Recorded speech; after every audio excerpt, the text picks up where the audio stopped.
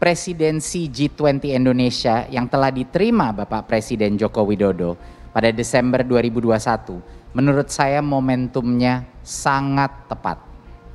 Karena kita di Indonesia dan semua negara di dunia saat ini sedang berupaya bangkit dari pandemi COVID-19.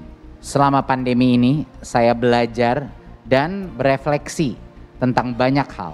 Saya belajar dari para guru yang tidak menyerah untuk memastikan bahwa pembelajaran tetap berlangsung, serta para seniman dan pelaku budaya yang terus menghasilkan karya-karya kreatif dan melestarikan warisan budaya Indonesia. Saya semakin sadar pentingnya gotong royong, salah satu nilai dasar dari bangsa kita yang sekarang menjadi semakin penting untuk membantu kita untuk pulih dan bangkit. Gotong royong adalah poin yang penting, gagasan mendasar yang menjalankan roda gerakan Merdeka Belajar. Berbicara tentang kehidupan pasca pandemi, kita juga harus memikirkan cara untuk mewujudkan sustainable living.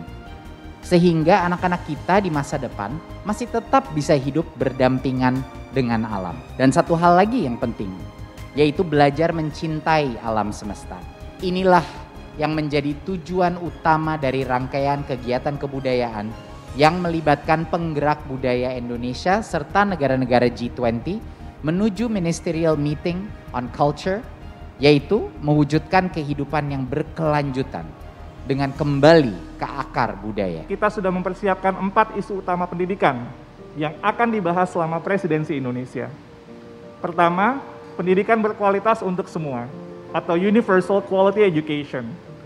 Isu ini berangkat dari tantangan untuk mendorong pemerataan akses dan kualitas pendidikan di semua tingkatan, khususnya untuk kelompok-kelompok yang rentan dalam upaya pemulihan pasca COVID-19. Isu ini juga bentuk penegasan komitmen Indonesia untuk mewujudkan pendidikan yang berkualitas bagi semua, sesuai dengan Sustainable Development Goal yang keempat. Teknologi digital dalam pendidikan atau Digital Technologies in Education. Pada bagian ini kita ingin menajamkan diskusi dan solusi tentang bagaimana teknologi digital bisa menjadi jawaban atas permasalahan akses, kualitas, dan keadilan sosial di bidang pendidikan. Ketiga, solidaritas dan kemitraan atau Solidarity and Partnership. Isu ini berkaitan dengan kearifan budaya bangsa Indonesia yang tadi sudah disampaikan oleh Mas Menteri, yaitu adalah gotong royong. Dan yang keempat, masa depan dunia kerja pasca pandemi COVID-19. The future of work post COVID-19. Karena itu dunia harus kembali melakukan reimajinasi bagaimana pendidikan dapat menjawab tantangan-tantangan dunia di masa mendatang. Tahun lalu, untuk pertama kalinya kebudayaan menjadi agenda di dalam pertemuan G20. G20 sejatinya adalah pertemuan mengenai keuangan, bisnis, ekonomi. Tapi untuk pertama kalinya kebudayaan kemudian dibicarakan. Karena sejatinya kebudayaan adalah sumber dan hasil dari pembangunan itu sekaligus. Dan seluruh pembicaraan ini kemudian akan menukik pada satu hal yang sangat mendasar, yaitu perubahan gaya hidup atau cara hidup kita. Kita berharap apa-apa praktek baik yang sudah berlangsung selama ini dan banyak sekali pemikiran dari seluruh dunia bisa dikonsolidasi dan dinyatakan dalam sebuah sikap bersama dari para menteri di bidang kebudayaan. Di samping itu yang kedua, kita juga berharap akan ada satu laporan bersama yang bisa meringkas dan merangkum praktek-praktek baik dari seluruh dunia yang bisa memperlihatkan peta jalan kebudayaan untuk hidup yang berkelanjutan.